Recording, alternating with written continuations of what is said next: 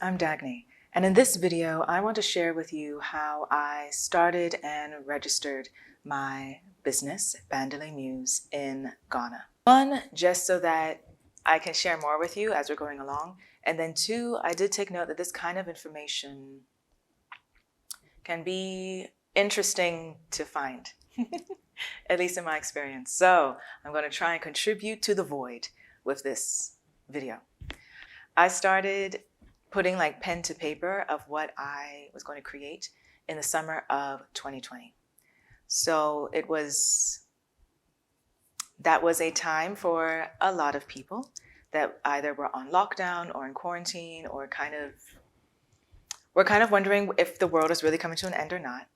I felt called to shift or pivot my focus and what I was trying to do at that time, and to look back into my journals and sketchbooks and start actually taking some of that and making it a reality. So I had an endless list of ideas, and I decided at that time that I'm going to go ahead and just start researching like for real and putting a plan in place. And whichever one seems to like get the green light within me, that's the product or that's the venture I will focus on.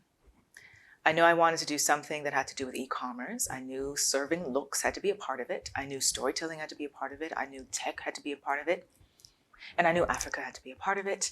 And I knew I wanted to be something that's fun for me. So regardless of the disappointments or setbacks or changes, I still every day want to dedicate myself and my time to it. Took note that there's a whole lot of information on YouTube and on blogs on how to do a boutique online and how to do the branding and where to get your vendors and all of that. But I took note that one of the main priorities that I had was that I wanted this to be a part of Africa, and I wanted to see how I can do this in Africa. And there really wasn't that much information. Majority of it was American-based or US-based businesses or boutiques who are all working from home or doing their boutique handmade stuff, either as handmade stuff from home, or they have their exclusive Alibaba vendor list or wholesale whatever list to get stuff and put your logo on and keep it moving. There's nothing wrong with that. That's just not the business model I felt called to do. While doing this research, I was also sitting in on a lot of there was a lot of virtual panels, virtual discussions that were going on at that time. One of them was with Lagos Fashion Week. And there were two items from there that stood out to me. One, they did a conversation with the founder of Tongoro Studio, which if you don't know their brand, you need to check them out because I love their vibe, I love their style, awesome. And last year the founder, her name is Sarah, and she put out this documentary about how she started the business and how it's been. And that totally was inspiring to me of like, yes, I love it. I want to do that. I mean, not exactly, but like I want to do something like that. Another interview panel situation that stood out to me was with the founder of African Fashion Guide, whose name is Jacqueline. And looking at her material, looking at her Instagram, looking at her website, I was like, oh, this sounds like along the lines of what I'm looking for, because they're not only talking about, yes, you can do fashion in Africa, but she was pushing this deal of you need to trade with Africa, intertrade with Africa, source from Africa, and manufacture in Africa, and she can help you do that. I was like, okay. So I think I kind of watched / took note of her content and reviews for about, I want to say like 6 months. And take note of how I get from one point to the next point, because if you are also if you're looking to be a service provider, like I'm telling you what your so-called potential customers' experience is to get to you, right? So I was kind of watching, followed along on Instagram, then, oh, I have a Facebook group, okay. And then there's a live talk happening, a live webinar. okay, I'll sign up for that. And then I'm on the newsletter, okay. And just constantly trying to like cross-reference if she can walk the walk and talk the talk, right? Because everybody is coaching somebody for something out here online. And sometimes it can get a little overwhelming of taking note of who really can get you results and who is just making you feel like you're doing something, but at the other end, you may feel like you really haven't. It was the end of 2020, like in December. I finally then reached out and noted that I would like to work with her. We had a phone conversation, took note there's different programs or different tiers of collaboration she offers, and did the one of the coaching one that worked for me, being someone who is really focused on wanting to get this done. It's not something on the side that I'm doing. And we started working together in January. So, again, my 2 steps. I did research and reflections and watching documentaries and listening to other people and asking other people for about 6 months. And then decided the route I'm going to go is I'm going to invest in myself and work with a business coach. But not just any business coach, a business coach that is dedicated and focused to doing my industry in Africa. If you want to know more about that program, let me know in the comments. I will definitely like for the post for this. I'll share the link and things like that. Working with her helped a lot for me in terms of understanding how to prioritize my ideas and how to like execute them and implement them. Because the way my personality is set up. One of the things that sometimes I end up doing is overwhelming myself with a lot of brilliant ideas and so many other ways I want to do them. And then I need to perfect all of them. And then like nothing happens. Like it all ends up staying in my notebook. And no one heard about it because it never left my notebook. So it was really awesome to work with a coach that enabled me, like, that's kind of like your accountability partner, but also pushing you like, girl, you can't. So you're going to post that now or you're going to continue talking about it? Like, what are you doing? So it is through her that I was introduced to the manufacturer I'm working with now. And even though on the ground, it is still very much a learning curve for me in terms of tailoring my expectations for the timing of things and communication, even though we're all speaking English, but like when I describe something in one way, I also have to remember to like make sure elaborate or ask questions to make sure we are on the same page of what I'm describing. And then I make a point of I need to ask more questions so I know that I fully understand what they are describing to me. Let me know in the comments if you want to hear more of me elaborating on the manufacturing process thus far, because it's quite a story. It is quite a story. So let me know. Because remember in this video, I'm just speaking on starting and registering, and we don't want to like go off on a tangent. So gotta stay organized in some chaotic fashion, yes? I did not mention my business name to anybody. I did purchase the domain for the website, as well as the email addresses that would use the website domain. And then I also created the social media handles, but like kept them on private or not, didn't even put like the logo on it or anything, okay? And for people that I did speak to one-on-one outside of my family, I did not tell them the name either. So the next step from that, now it's time to register.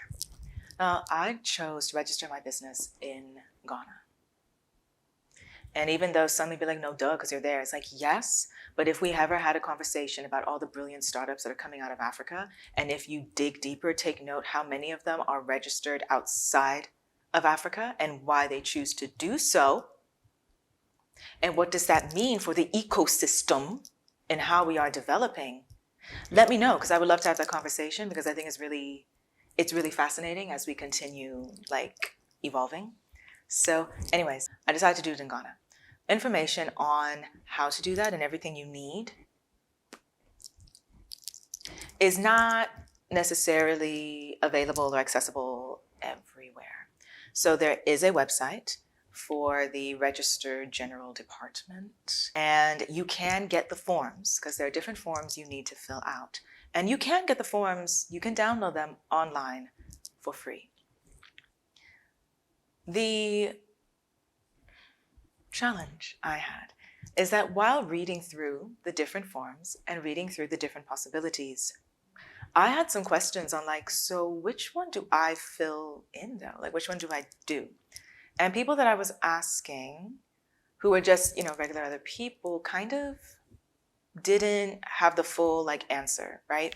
So because my frame of reference is the US, so I'm looking for where is the equivalent of an LLC, where it's primarily me doing everything, but the company is its own entity. We don't really got that. We don't really have that in Ghana. And I took note that like when I would talk to other people, they would either be like, yeah, you could just get the forms and fill it out and take it. While others are like, why do you need to register anything? Just put your business on Instagram and start making money. Like what? Why would you spend the time doing that? Who spends time doing that? I was like, well, which is another conversation, of course, because registering requires money. And if you don't have any money, why would you register and purchase a permit and pay taxes? I get that. But if you also are trying to be a company, especially if you're doing e-commerce, and there is the possibility that not only would your clientele or your potential customers will be local, they also could be national and international. And you just might have some difficulties when you're trying to send your pieces to somebody in another country. And I'm not only talking about because you're sending it to the US, I'm talking, what if I have a customer in Kenya? Like, can we just roll with it because I'm on Instagram? I don't know. And then on top of that, what about like protection when people want to copy? And I get it in like creativity of any kind, this realm, everybody's copying everybody. You know what I'm saying? Like I did not invent pants. So I can't claim if someone else does a pair of orange pants after I did a pair of orange pants, how am I supposed to claim that they copied my pants? I cannot. But if I'm registered and I see somebody using the name or the colors or the logo or something, I have something to say instead of, well, I have the Instagram page. So, which is another conversation which we'll dive in deeper with later on. Every step of the way of this business, I wanted, of course, entrepreneurship causes you to step out of your comfort zone. And for me, I took note that my habit is responding to everything with, I will figure it out myself and I'll do it myself. Which is great, right? It makes us very self-sufficient. It means that things are done properly and on time. It means, right? It means that, I can be held accountable and take responsibility for everything, yes? But that also means that you don't really provide any space for others to invest in you, contribute to you, support you, and possibly make things easier for you. Which is a balance when you've already had the experience of allowing others to help you and they totally were just ripping you off and giving you the runaround. So then again, you go like, no, never, delete, not doing that again. I'll just do it myself, right? There's a balance. There is a balance. So I decide I am going to seek legal guidance to make sure I'm doing this correctly. And that's where I reached out to a firm called Agency 77. Again, this was a firm that I took note of online last year. They had done some sort of workshop or event or something, and I took note that their branding or their messaging was focused on small to medium-sized businesses and creatives, and it's run by a woman. Not to claim that I will not work with all other genders. I totally will, but I also feel it's important to always pay it forward, which means if I can also work with another woman who is running her own business, I'm going to support by utilizing their services. It was great to work with, and she gave me great advice as well as service in terms of understanding the differences here of what I would get out of filing as a sole proprietor and what would I get out of filing as a limited liability company. And yes, went with the limited liability situation. So here are the steps that I had to go through when it comes to registering for a business in Ghana. You get the forms. Like I said, you can get the forms on your own or go seek legal guidance and they get the forms for you. You fill out these forms. Now here's the thing. Since I did not do sole proprietor, okay? Sole proprietor, I feel like you don't need as much information as I needed to give. When you're doing it as an actual entity, as in a limited liability, you need a co-director, a company secretary, and an accountant. And all of them need to be listed in these forms. They need their identification, and for some, they need a letter and a signature. For identification purposes, there is a new ID called the Ghana National Card or something, which like says ECOWAS on top of it. It is more digital, as in the data they gather from you for that is your eye scan, your fingerprints, your signature, and like all this other information, which was not needed really for like other IDs. So if you don't have that, you will need that before you can fill out the information for the registration. Once you have all those things, either you yourself take it to the registrar, you will stand in line / play musical chairs. I call it musical chairs because like everyone sits in the seat, and then when the next person comes, you just switch seats, right? So it's kind of like musical chairs, except there's no music and nobody's having fun because sometimes it's hot because we're outside. Once everything is set and done, they will process it. And for me, it took a week. They said, oh, it will take up to 2 weeks, and it took a week to get it done.